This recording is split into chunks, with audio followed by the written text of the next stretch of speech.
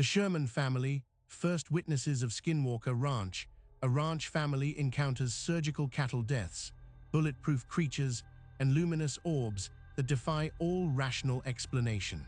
Long before the world knew the name Skinwalker Ranch, before the scientific investigations and documentary crews, before the property became synonymous with high strangeness and unexplained phenomena, there was a family. Terry and Gwen Sherman arrived at their newly purchased 480-acre ranch in the Uinta Basin of northeastern Utah in 1994, with nothing more extraordinary in mind than raising cattle and building a life on productive grazing land. They were experienced ranchers, practical people accustomed to the harsh realities of livestock management and the unpredictable challenges of working the land. What awaited them on that property would shatter every assumption they held about the nature of reality itself. The Uinta Basin stretches across northeastern Utah, a landscape of high desert plateaus, cottonwood-lined creeks, and vast open rangeland backed by distant mountain ranges. The region possesses a stark beauty, but beneath that beauty runs something else, something the indigenous Ute people have known and spoken of for generations. The Utes traditionally avoided certain areas within the basin, speaking of places where the boundary between worlds grew thin, where things that should not exist nevertheless walked the earth. The Sherman family knew none of this history when they signed the papers and took possession of their property. They were concerned with water rights, fence lines, and market prices for beef.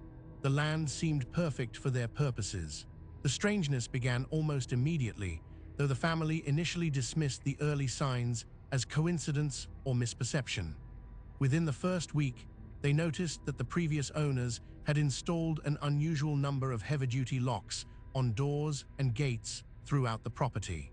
Every entrance bore multiple deadbolts. Every window had been reinforced. At the time, the Shermans found this peculiar but attributed it to paranoia or perhaps a previous theft problem. They would later understand these fortifications as desperate attempts at protection against something that locks could not keep out. The first undeniable incident occurred when the family was still settling into the property. Terry Sherman stood in his yard with his wife and children when an enormous wolf emerged from the tree line and walked calmly toward them. The animal was massive, far larger than any wolf native to the region, and it moved with an unsettling confidence. Rather than fleeing or showing any wariness of humans, the creature approached the family directly. It walked up to them, sniffed at their hands, and allowed Terry to touch its head and thick fur. The family's dogs, normally aggressive toward any predator, cowered and refused to approach. The wolf then calmly grabbed a calf through the bars of a pen, attempting to pull the young animal through the metal enclosure. Terry Sherman ran to his truck, retrieved his rifle, and fired at the creature from close range. The bullet struck the animal with a visible impact. The wolf released the calf, turned, and walked slowly back toward the tree line.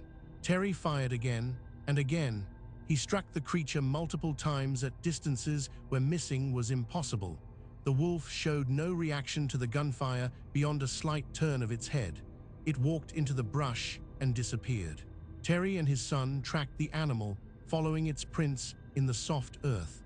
The tracks simply ended in the middle of an open area, as if the creature had vanished into the air itself.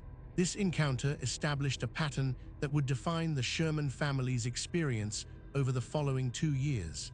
Events on the property did not follow the rules that govern ordinary reality. Cause and effect became unreliable. The normal behavior of animals, the expected results of physical actions, the basic assumptions that allow human beings to navigate the world, all of these proved useless on the ranch. The cattle mutilations began in earnest several months after the family's arrival. Terry Sherman discovered the first animal in a pasture, a healthy cow from the previous day, now lying dead, with its reproductive organs removed with what appeared to be surgical precision. The cuts were clean, far cleaner than any predator could produce. No blood pooled around the carcass, despite the extensive wounds. No tracks surrounded the body. No scavengers had touched the remains, though typically coyotes and ravens would begin feeding within hours of a death. Terry examined the animal with the practiced eye of a rancher who had dealt with predator attacks, disease, and injury for decades. Nothing in his experience explained what he observed. More cattle perished under similar circumstances over the following months. Each incident followed the same impossible pattern: surgical precision, absent blood, specific organs targeted, no evidence of struggle or conventional cause of death. The financial losses mounted. More disturbing than the economic impact was the growing sense that something intelligent and malicious was targeting the family's livelihood with deliberate intent. These were not random attacks. They were too consistent, too precisely executed, too focused on creating maximum disturbance. The family's dogs, 3 large and aggressive animals accustomed to defending the property against coyotes and other threats, began exhibiting behavior that Terry and Gwen had never witnessed in ranch dogs.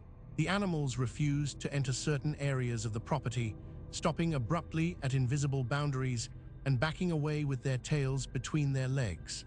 They would bark frantically at empty fields, focusing their attention on specific locations where nothing visible stood.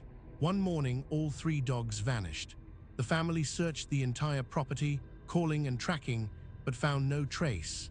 Days later, Terry discovered what remained of the animals inside a metal trailer that had been sealed and showed no signs of forced entry.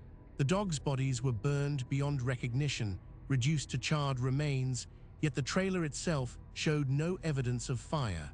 No scorch marks blackened the metal, no smell of accelerant lingered. The dogs had somehow been incinerated inside a sealed container that bore no trace of the heat required to produce such destruction. The phenomena extended beyond the livestock and the land itself. Inside the Sherman home, objects began moving without explanation. Kitchen items appeared in different locations. Doors opened and closed on their own. The family heard footsteps in empty rooms and voices speaking in unintelligible languages. Gwen Sherman reported seeing shadows moving through the house, dark forms that retained human shapes but possessed no physical substance. The children experienced the most direct encounters. On one occasion, Terry and Gwen observed a blue orb of light hovering directly over one of their children as the child slept. The sphere glowed with its own luminescence, pulsing gently, maintaining a fixed position approximately 2 feet above the bed.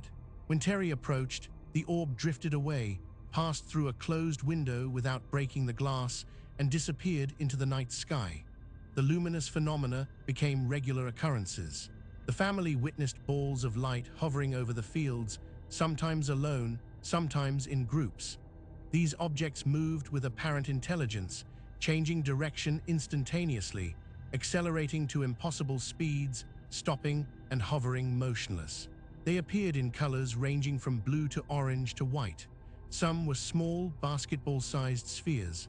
Others were enormous, larger than any conventional aircraft, silent and massive as they drifted over the property. Terry attempted to approach these objects on several occasions, driving his truck toward them across the fields. Each time, the objects maintained a fixed distance, retreating as he advanced, playing what seemed to be a deliberate game of evasion. The psychological toll on the family mounted steadily. The constant vigilance required to live on the property, the financial losses from the destroyed cattle, the fear for their children's safety, the creeping realization that they were dealing with forces beyond their comprehension or control. All of this accumulated into an unbearable weight. Terry Sherman maintained detailed notes throughout the ordeal, documenting dates, times, and descriptions of each incident. He reported the events to local authorities, who could offer no explanation or assistance. He contacted researchers and investigators, seeking anyone who might provide answers or solutions. Most dismissed his accounts as fabrication or misidentification. The isolation of their experience, the knowledge that they could not make others understand what they were enduring, added another layer of trauma to the physical events themselves. George Knapp, an investigative journalist with KLAS-TV in Las Vegas, and a reporter with established credentials, in covering unusual phenomena, learned of the Sherman family's experiences through his investigative work. Knapp approached the family with the professional skepticism of a trained journalist, but also with an openness to documenting their testimony without predetermined conclusions. He conducted extensive interviews with Terry and Gwen Sherman, recording their accounts in detail, cross-referencing dates and events, examining the physical evidence available, and assessing their credibility as witnesses. Knapp found the Shermans to be honest, credible individuals with no apparent motive to fabricate their experiences. They were not seeking publicity or financial gain. They simply wanted to understand what was happening to them and to find a way to escape it.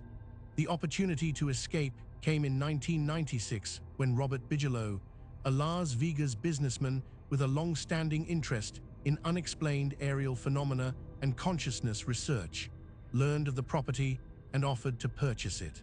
Bigelow's interest was not in ranching, but in investigation. He saw the Sherman family's documented experiences as an unprecedented opportunity to study high strangeness phenomena in a concentrated location. The Shermans agreed to sell, with the condition that they be allowed to provide detailed testimony about their experiences to investigators. They wanted their story documented and preserved, even if they themselves would never return to the property. Terry and Gwen Sherman moved away from the ranch in 1996 and did not look back. They had spent 2 years living at the intersection of the normal world and something else entirely, 2 years documenting phenomena that defied conventional explanation, 2 years watching their livestock destroyed and their peace shattered by forces they could neither understand nor combat. Their departure ended their direct exposure but did not resolve the mystery. Subsequent investigators who studied the property under Bigelow's ownership documented the same categories of phenomena that the Shermans reported: cattle mutilations, luminous objects, impossible animal encounters, poltergeist activity inside structures.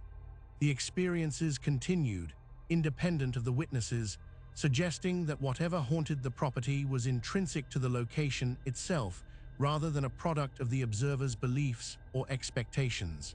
The Sherman family's testimony remains the foundational evidence for what has become known as Skinwalker Ranch, a property now famous in paranormal research circles and popular media. Their accounts possess unique value because they come from individuals who are not investigators or researchers seeking unusual experiences. They were simply a family trying to make a living on what they thought was ordinary land. They had no predetermined interest in the paranormal, no expectation of encountering high strangeness, no framework for understanding what they experienced. Their reports, given before the property achieved any notoriety, before commercial interests became involved, before the location became synonymous with unexplained phenomena, represent the purest form of witness testimony available. They saw what they saw, documented what they experienced, and reported it with the straightforward honesty of people who simply wanted to understand their reality. The phenomena the Shermans encountered on their ranch fall into categories that investigators recognize from other high strangeness locations: unexplained animal deaths with surgical precision, cryptid sightings involving animals that behave in physically impossible ways, poltergeist phenomena within inhabited structures, and anomalous aerial objects demonstrating intelligent control. The concentration and persistence of these phenomena at a single location, however, remains unusual even within the broader field of paranormal research. Most haunted locations demonstrate one or perhaps two categories of unusual activity. The ranch demonstrated all of them simultaneously and continuously over an extended period. The Ute people of the region maintain traditional knowledge about areas within the Uinta Basin where, according to their understanding, the barrier between the physical world and other realms grows thin. These are places to be avoided, locations where shapeshifters and malevolent entities move freely between states of being. The Utes call such entities skinwalkers, beings that possess the ability to assume different forms and that use this power for harmful purposes. Whether the phenomena the Sherman family encountered connect to these traditional accounts remains a matter of interpretation, but the correlation between indigenous knowledge and contemporary documented experience suggests that whatever exists on the property has been present for far longer than modern investigation has recognized. Terry Sherman's meticulous documentation, combined with George Knapp's professional journalism, created the evidentiary foundation that attracted serious scientific attention to the property. Without the Sherman family's willingness to come forward and describe their experiences despite the personal and professional risks of ridicule, the phenomena at the ranch might have remained hidden, known only through whispered local stories and dismissed as folklore.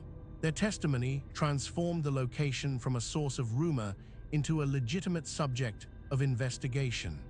The Sherman family's legacy extends beyond the specific phenomena they documented.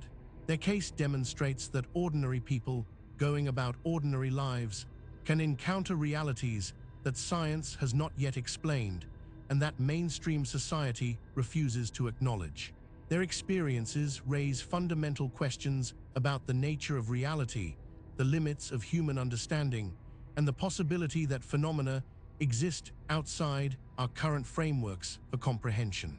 They remind us that the world may be stranger and more complex than our everyday experience suggests, that there may be locations where the rules we depend on simply do not apply.